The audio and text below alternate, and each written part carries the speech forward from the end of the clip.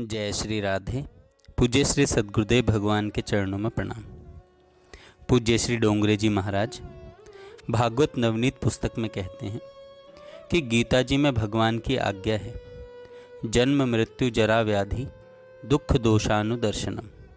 अर्जुन, जन्म का दुख, वृद्धावस्था का दुख और मरण का दुख कभी भूलना नहीं। प्रातः काल में उठने के बाद एक बार विचार करो, कदाचित आज यमदूत मुझे पकड़ने के लिए आए, मेरा मरण हो तो मुझे कैसी गति मिलेगी। आज किसी को यमदूत पकड़ने के लिए आने वाले नहीं हैं। घबराना नहीं, थोड़ा विचार करो, कदाचित आ जाएं तो मैं स्वर्ग में जाऊंगा या नरक में, मेरी कैसी गति होगी। प्रातः काल में उठने के बाद मरण के दुख को याद करो। बहुत से लोग सवेरे उठने के बाद पहला विचार करते हैं चावल बनाएं कि कढ़ी बनाएं। खाने का जो बहुत विचार करता है उसका मन बिगड़ता है। भूख लगने पर भगवान को भोग लगाओ और सादा भोजन करो। भोजन करना पुण्य है। भोजन का चिंतन करने से मन बहुत बिगड़ता है। भोजन के स्वाद में जिसका मन फंसा हुआ है वह भक्ति नहीं कर सकता। स्वाद भक्ति का शत्रु है।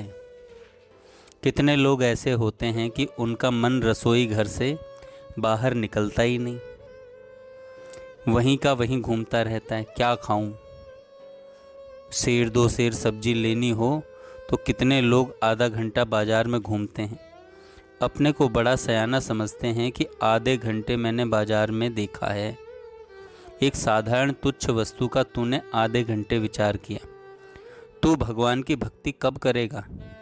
भोजन का विचार छोड़, भोजन के स्वाद में मन फंसे नहीं। सावधान रहो तो आपको भक्ति का, भगवान का आनंद मिलेगा। जिसका मन भोजन के स्वाद में फंसा हुआ है उसको भक्ति का आनंद नहीं मिलेगा। प्रातः काल में सुबह उठते ही भगवान का चिंतन करो। मरण का दुख जो याद करता है उसके हाथ से पाप नहीं होता है। साधारण मानव जब पाप करता है तब ऐसा समझता है कि मैं मरने वाला नहीं हूँ, मुझे कोई पूछने वाला नहीं है। ऐसा समझ करके पाप करता है। मुझे सज़ा होने वाली है, मुझे भगवान देख रहे हैं, मैं क्या करता हूँ, क्या बोलता हूँ, ऐसा विचार रखने वाले के हाथ से पाप नहीं होता है। पाप छोड़ो, मन को भय बताओ, मन को समझाओ, आप संत हो जाओगे। मन को समझाओ तो आप संत हो जाओगे। जो पाप छोड़ता है वह संत है। जो अपने मन को संभालता है वह संत है। जो दूसरे के गुण को देखता है, अपने दोष का स्मरण रखता है, वह संत है। संत के घर में संत आते हैं। आगे पूज्य श्री डोंगरे जी महाराज कहते हैं कि भागवत की कथा के अधिकारी, वक्ता और श्रोता कौन है।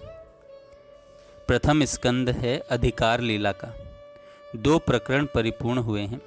प्रथम स्कंद में आचार्यों ने 3 प्रकरण माने हैं। उत्तम अधिकार प्रकरण, मध्यम अधिकार प्रकरण, हीन अधिकार प्रकरण। सूत जी हीन वक्ता हैं और शौनक मुनि हीन श्रोता हैं।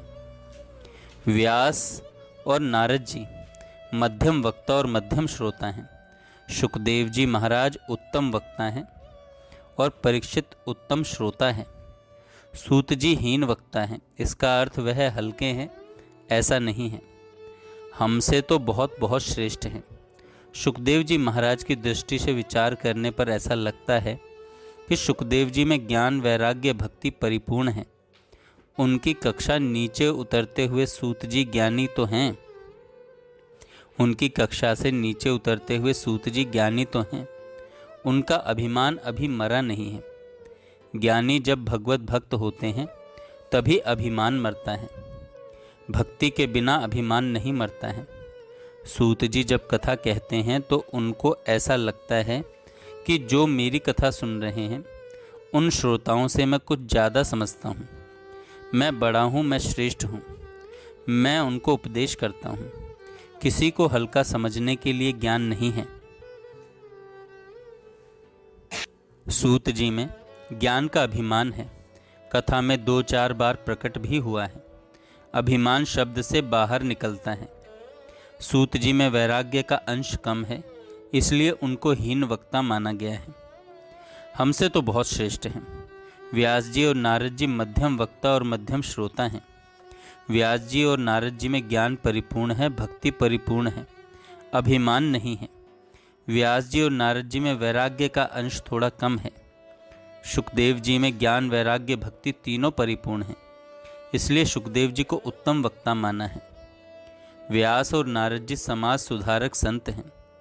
व्यास और नारद जी में वैराग्य का अंश थोड़ा कम है। शुकदेव जी में ज्ञान, वैराग्य, भक्ति तीनों पूर्ण हैं, परिपूर्ण हैं, इसलिए शुकदेव जी को उत्तम वक्ता माना है। व्यास जी और नारद जी समाज सुधारक संत हैं। जिसको समाज सुधारने की इच्छा है उसको भगवान को थोड़ा भूल करके समाज का चिंतन करना ही पड़ता है। जिसको समाज सुधारने की इच्छा है, समाज को सुधारने की भावना भक्ति में विघ्न करने वाली है। यद्यपि भावना अच्छी है कि समाज सुधरे, भक्ति का प्रचार हो। जिसको समाज सुधारने की इच्छा है उसको हल्के लोगों का संग करना ही पड़ता है। आप कभी प्याज लहसुन नहीं खाते हैं, ऐसा मुझे लगता है। जो प्याज खाता है उसके साथ आप बैठो तो आपको बदबू आएगी, दुर्गंध आएगी। जिसको समाज सुधारने की इच्छा है उसको दुर्जन का स्मरण करना पड़ता है। यह लायक है, यह लायक नहीं है, इसको 5 दो, इसको 10 दो, यह सज्जन है, यह दुर्जन है, ऐसा विचार करना ही पड़ता है। समाज सुधारने की भावना भक्ति में विघ्न करने वाली है।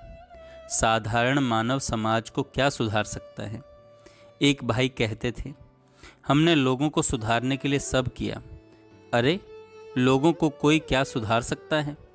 जिसने अपना घर सुधारा नहीं, जिसने अपना स्वभाव सुधारा नहीं, जो घर के लोगों को नहीं सुधार सका, वह दूसरों को क्या सुधारेगा? समाज सुधारने वाले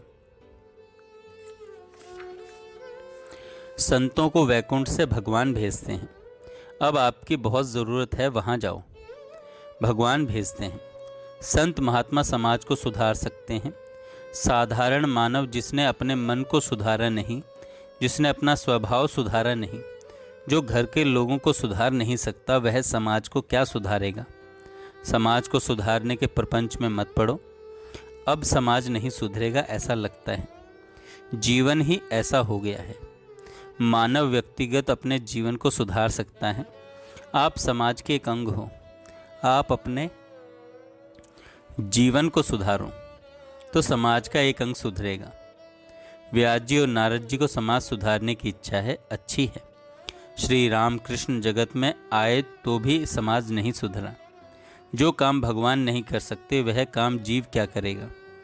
अपने मन को सुधारो, अपने घर के लोगों को सुधारो, आपके जो पड़ोसी हैं उनको सुधारो। व्यास जी और नारद जी में ज्ञान परिपूर्ण है, भक्ति परिपूर्ण है, अभिमान नहीं है, उनको समाज सुधारने की भावना है, पर वैराग्य का थोड़ा अंश कम है, इसलिए उनका नंबर दूसरा दिया गया है। शुकदेव जी में परिपूर्ण वैराग्य है, परिपूर्ण ज्ञान है, परिपूर्ण भक्ति है।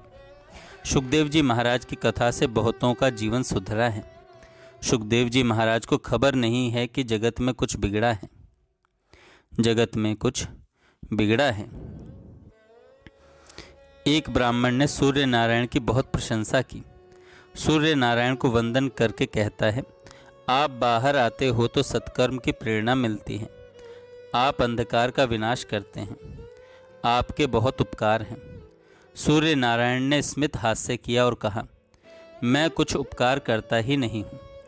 ऐसा क्यों बोलते हो कि आपके आने से अंधकार का नाश होता है? सूर्य नारायण ने कहा कि मुझे बताओ, अंधकार कहाँ है? सूर्य नारायण को सब कुछ दिखता है। सूर्य नारायण अंधकार को नहीं देख सकते। सूर्य की दृष्टि में अंधेरा नहीं है। जिसकी ब्रह्म दृष्टि स्थिर है उसको जगत दिखता ही नहीं है, उसको जगत दिखता ही नहीं है। शुकदेव जी की दृष्टि में कोई सज्जन दुर्जन नहीं है, उनकी दृष्टि ब्रह्ममय है। शुकदेव जी महाराज केवल ब्रह्म ज्ञानी हैं ऐसा नहीं है, उनकी ब्रह्म दृष्टि स्थिर हो गई है। ज्ञान और भक्ति जब अतिशय बढ़ते हैं तब जगत रहता ही नहीं, भगवान ही रहते हैं। सुखदेव जी की कथा से बहुत लोगों का जीवन सुधरता है, पर सुखदेव जी को खबर नहीं है कि समाज में कुछ बिगड़ा है। सूर्य नारायण को अंधेरा नहीं दिखता है। सुखदेव जी जैसी ब्रह्म दृष्टि जिसकी स्थिर हुई है उसको कोई दुर्जन दिखता ही नहीं। सुखदेव जी को भागवत का प्रधान वक्ता माना गया है। वाणी और वर्तन जिसका एक है उसको उत्तम वक्ता कहते हैं। जिस वक्ता की कथा में हजारों श्रोता आए वह उत्तम वक्ता नहीं है। सुखदेव जी महाराज जो बोलते हैं उसे जीवन में अनुभव किया है। सुखदेव जी महाराज का ज्ञान शब्दात्मक नहीं है, क्रियात्मक है। जिसका ज्ञान शब्दात्मक है वह साधारण वक्ता है, वह साधारण वक्ता है। जय श्री राधे। कल हम सुनेंगे परीक्षित के जन्म की कथा। जय श्री राधे। जय श्री राधे।